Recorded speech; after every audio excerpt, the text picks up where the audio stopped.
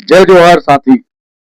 हमन आज बात करेंगे अभी छत्तीसगढ़ में शासकीय अधिकारी, अनुविभागीय अधिकारी जैसे तहसीलदार हो गए, जनपद के सीओ हो गए, एखर मन साथ बहस चलत है। एक बहुत बड़े एक अंदरूनी खिंचाव, ताना बाना चलत है। मोर कहना ये है, यही सब देखने की बात किया जाए। कोई भी एक आम आदमी तहसील ऑफिस कोई भी काम भर जाते, चाहे सीमांकन हो, चाहे कुछ भी काम हो, एक छोटे से एक बात है, चाहे ओखर अंतर्गत जो भी काम आया बर जाते हैं। आप मन दिल से बताओ, ऐसे कौन आदमी है जो बिना पैसा दिए एक काम करा ले हुई।